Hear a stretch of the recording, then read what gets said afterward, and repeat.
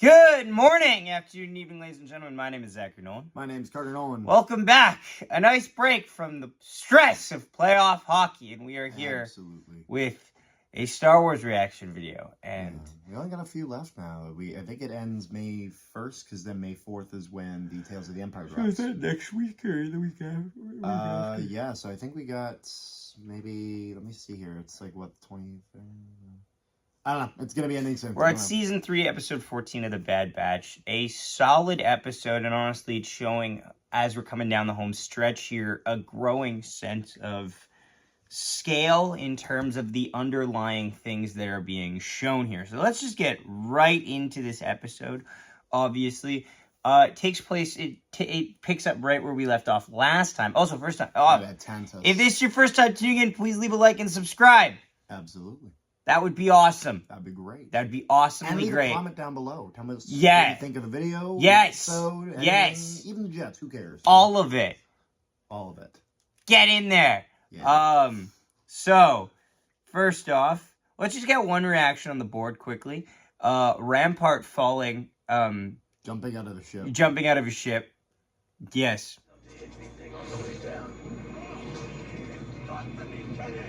I was gonna say, I don't think this really suits Rampart. Yes, we like this. We like this. It's always fun because I always like how Imperial officers are always presented with a pristineness to them, even if they're like a bumbling idiot. There's a pristine level of fish out of water whenever they're on a certain landmass. When they're actually whenever they're in the wilderness, for example. Yeah. They always look out of place, purposefully. When they're not in the bridge and they're outside the bridge and in the battle, that's when it's like you're out of your depth. Yes, exactly. And that kind of gets encapsulated perfectly.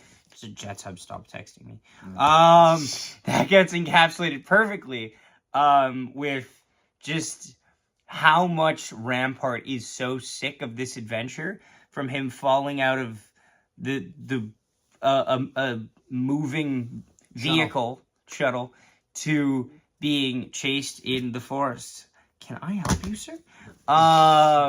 Chased in the forest by a terrifying animal that looks like a level up tiger is what it looks like. A level up tiger. Yes, a leveled up tiger. What it's was like a mega evolution tiger. Were riding Kashyyyk during one of those Bad Batch episodes?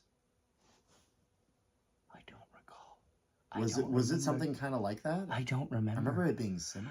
I don't remember. It was the episode with Genji. Remember? I know. I remember the episode. It just feels so far away. Yeah, something like that. And speaking of things that seem so far away, the Zillo Beast is an arc that was last year, which was season 2, we believe, and was actually presented really well. It's like, it starts off as almost like a little bit of a horror on a ship, and it evolves to just a monster type thing. I like the introduction to the Zillo Beast. That's great. Oh! Oh my god! Oh my god! Oh no! That's the Zillo Beast! Oh no! I didn't know that was down here. What are you doing here? Oh my god! I don't know how it'll work its way in. So my theory is that, Omega is like, okay, like if I'm gonna get out of here, I'm gonna need to cause enough problems so that way they don't have the entire base focused on them. And so what she's gonna do is whatever is keeping the Zillo Beast contained, sneak in there, turn it off, and see what happens. And so I feel like we might get the Zillo Beast ripping out of the side of this base and just going to town on it, like it did in Coruscant when it ripped out of its enclosure and went full. We're getting Jurassic Park in Star Wars again. Very much like the Zillo Beast. Which is funny because that's my prediction. Which is nice because the Rampart scenes where he's getting chased around actually encapsulate to me a lot of Jurassic Park isms to an extent. Very much, absolutely. Also, Rampart gets captured, which is big, which will probably be big. I think Rampart to me is one of the characters I think I can confidently say I think we're losing. Yeah. I don't think he's making out of the show. Here's the thing: if he's under capture by the Imperials when the Zillo Beast rips out, does Rampart bite the dust like a Jurassic Park victim? Yeah, I think that's very possible. I'm not gonna lie. I thought he was biting the dust this episode. When he ran way off ahead, I thought this was gonna be like that scene where it comes down, like where the guy's in the porta potty and he comes down and just eats through it and just takes him out. Yep. It doesn't though, which surprised me. While this is all happening, Echo's story is very interesting because he gets in. I'm shocked. I thought did I miss a beat? Yeah, so there's two things. One, how did he put the helmet on? Did he not have this like band thing, the Lobot thing on the back of his Is he able to remove that? Did I miss something here? Is he able to remove How'd you put on the Stormtrooper helmet? Because keep in mind, in like season 1 or 2, Dave Filoni had to rewrite the helmet he made to get rid of the bottom portion because it fundamentally made no sense on how the heck he could get it off his head. Yeah, no, so unless maybe that back piece was removable, but it's never explained. Yeah, right? they don't mention it. So if that's the thing, it's never explained. He kills a droid to get a new hand, which obviously he can't move, but he just plugs it. Which I made the joke of. Works. Imagine you're a stormtrooper and you just see a guy like just take his hand off and like plug himself. It's like watching a real life stormtrooper. It's a real stormtrooper action figure, is what it is. I like him infiltrating the base. It's all fun and dandy. I'm a little annoyed with how simple it looks to an extent. However, he hasn't actually got deep into the more classified levels. So I guess I'll give it a pass in that regard. Yep. Nitpick. I would like to see more of Scorch's squad. Fair. Because the only villainous like super commando we've had is Scorch. And he hasn't really done a whole lot. No, but he's there. Like, yeah, I like that he's there. I'd like to imagine that they're stationed around the galaxy, but we don't actually have that confirmation, so it is worth noting. Yeah. Zillo Beast, yeah, it's great. I just don't know where the Zillo Beast factors in. Like, so, I don't... do you want to know kind of the way I view this? Okay. What is Tantus? Tantus is Camino, but not Camino. Mm-hmm. In the sense of... And kind of in a similar... The Empire is using Tantus the way that Palpatine was originally using Camino, which was a secret. Because remember, they didn't know where Camino was.